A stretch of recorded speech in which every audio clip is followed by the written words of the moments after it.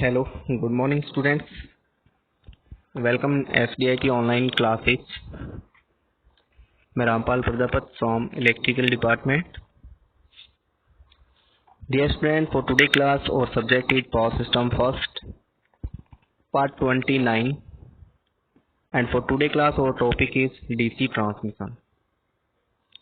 So in this class we will discuss about basic of DC transmission, layout of a DC transmission substation, components of a DC transmission system, comparison between AC and DC transmission, types of DC link, advantage, disadvantage and application of DC transmission. So our topic is for today class basic about HVDC transmission, layout of HVDC substation, components of HVDC system, types of DC link, comparison between AC and DC transmission system, advantage, disadvantage and application of DC transmission system. So first we discuss about DC transmission. We know that in AC transmission system, AC power is transmitted from sending end to receiving end. In same manner, HVDC transmission system transmit AC power from sending end to receiving end, but in HVDC transmission, AC power is converted into DC power with the help of converters. So this type of transmission is preferred over HVAC transmissions for very long distance. When considering the cost and losses and many other factors, the name electrical superhighways or power superhighways are often used for HVDC. We know that AC power is generated in the generating station. This should first be converted into DC. So the conversion is done with the help of rectifier. So DC power will flow through the overhead lines. At the user end, this DC has to be converted into AC. So for that purpose, an inverter is placed at the receiving end. Simply, in HVDC transmission system, both rectifier and inverters are required. Thus, there will be a rectifier terminal in one end of HVDC substation and an inverter terminal in the other end.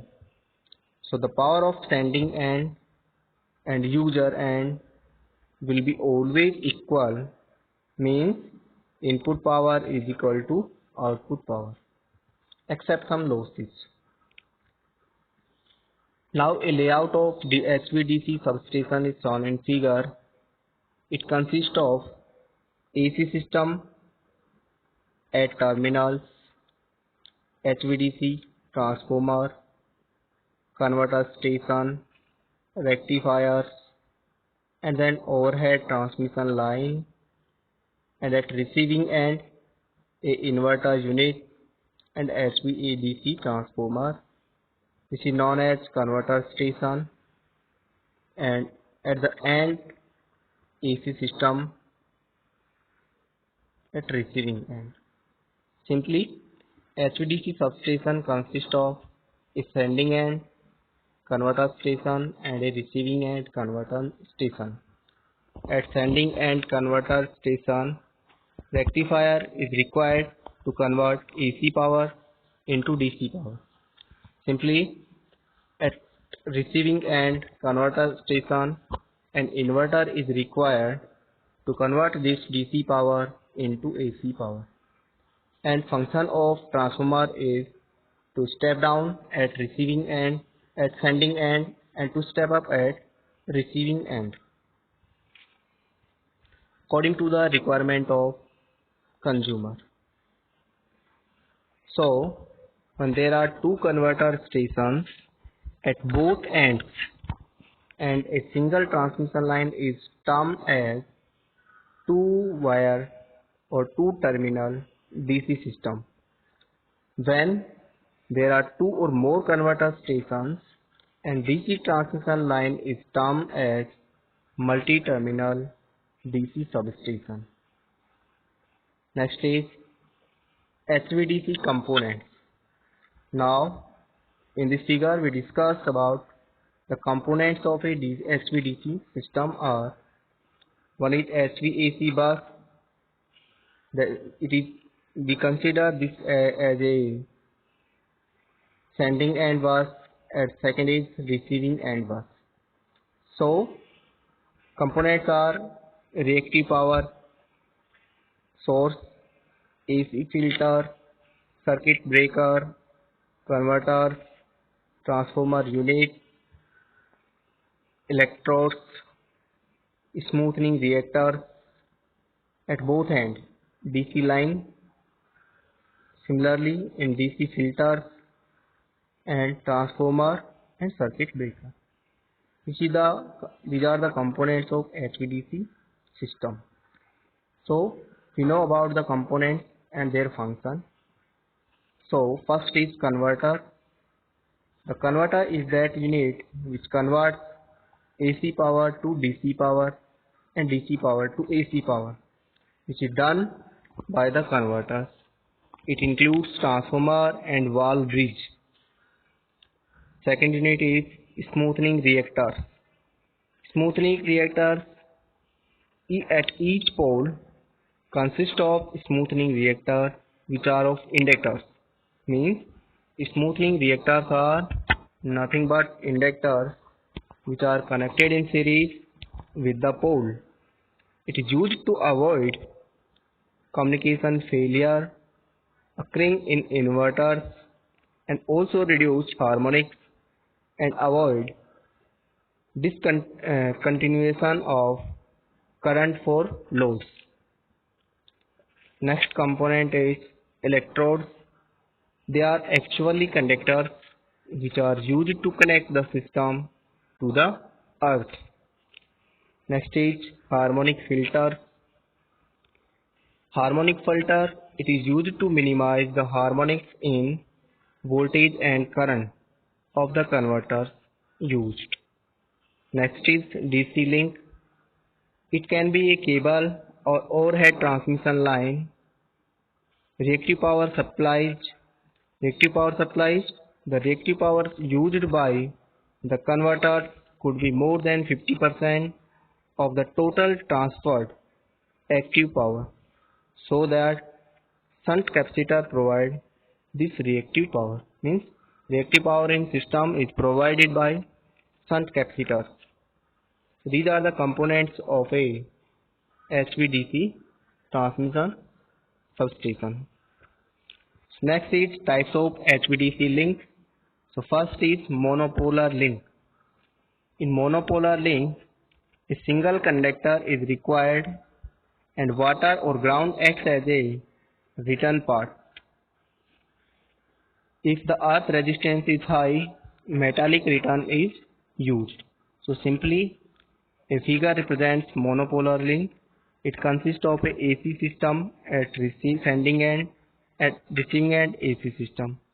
Simply a transformer unit and a rectifier unit, DC transmission line, inverter unit and a transformer, and then receiving end. There are two converters. Converter 1 acts as a rectifier and converter 2 acts as a inverter. But in this link, only a one conductor is required to transmit power from sending end to receiving end, and return path is provided through ground or through water. If ground resistance is high, metallic return is also provided. Next type of DC link is bipolar DC link. In this type of link, double converters of same voltage rating are used in each terminal. So the converter junctions are grounded. So in this unit consists of two converter unit, converter first, converter second. Simply at receiving end, converter first, converter second. And there is a DC transmission line. So there are two lines for transmitting the power, and return path or converters terminals are grounded. So return path is provided through the ground.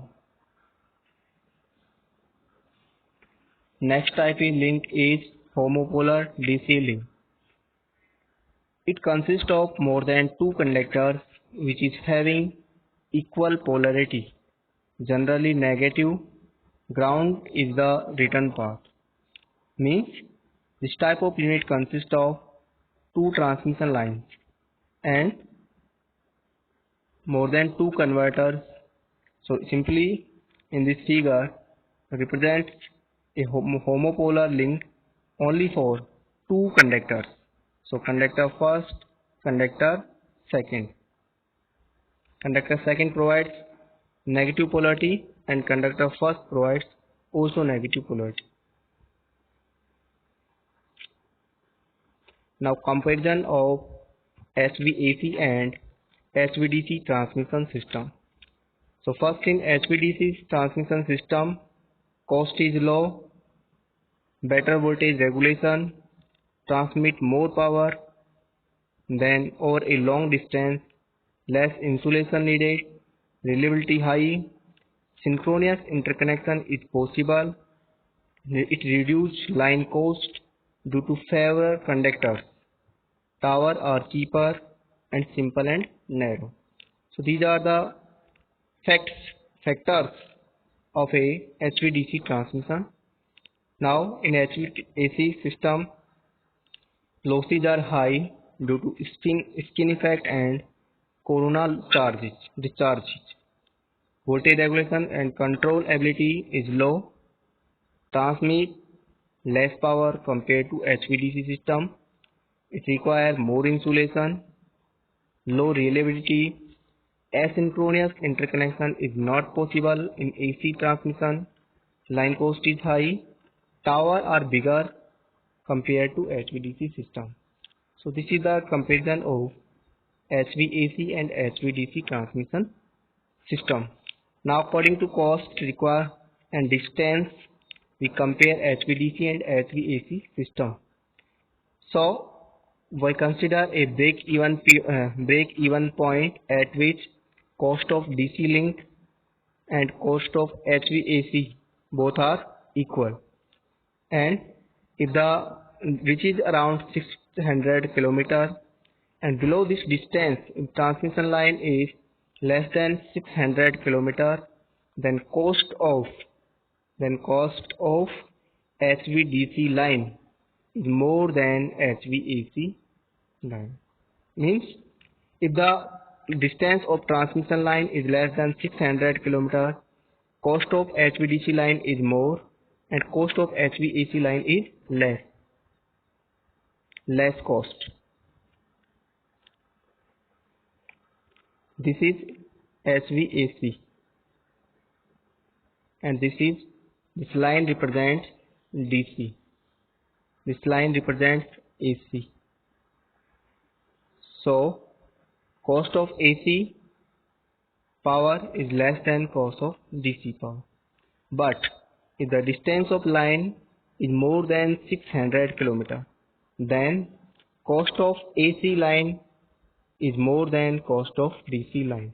It means for small distance HVDC system is more comfortable and economic, but for long distance HVAC system is economic than HVDC system.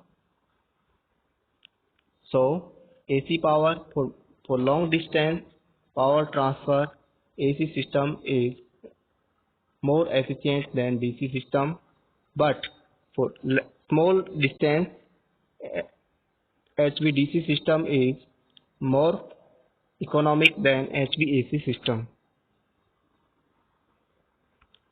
Now disadvantage of HVDC system transmission are converter with small overload capacity are used. Second is circuit breaker, converters and AC filters are expensive, especially for small distance transmission. Next is no transformer for altering and voltage level. Next is HVDC link is extremely complicated and it is uncontrollable power flow. Application of HVDC: undersea and underground cables, AC network interconnections, interconnecting asynchronous systems. Means we can connect two asynchronous systems with DC link, because in DC there is no effect of frequency, so we can connect simply two systems when the voltage is equal.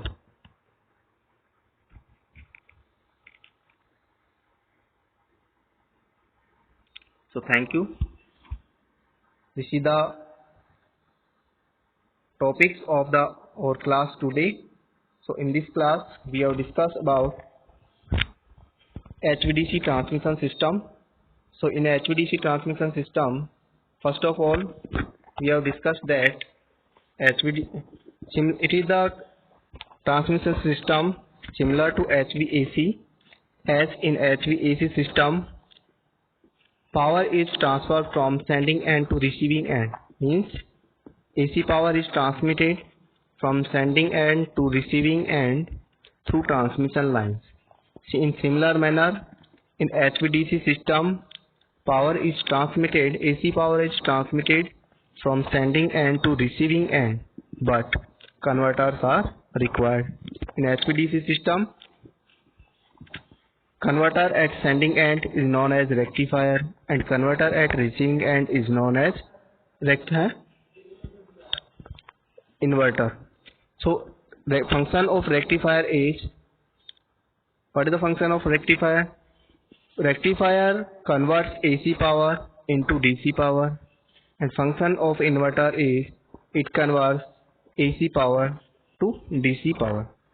So at sending end, a rectifier converts AC power into DC power, and then DC power is transmitted through HVDC transmission lines, and at receiving end, inverter unit converts this DC power into AC power, and then this AC power is used by the consumers at receiving end. This is the simple function of HVDC transmission. In next step, we discuss about the components of HVDC system. So in HVDC system, we see the components are converters, which are rectifier and inverter, DC line, AC filters, harmonic filters, smoothing reactors, reactive power sources. So these are the components of HVDC system. Layout of HVDC system, substation is also we have discussed. Now next step we discuss about the comparison of AC and DC system. So in this comparison we discuss about the advantage and disadvantage of AC system and DC system. So in last case we have discussed about the application of HVDC system, which are used in undersea and underground cables. Means underground cables transmit HVDC power, or AC network interconnections and interconnection of asynchronous systems is done on the basis of HVDC transmission. These are some applications of HVDC system. So thank you for today's class, dear students. In next class we will discuss about the converters, line converters, voltage source converters, etc. Thank you for today's class, dear students.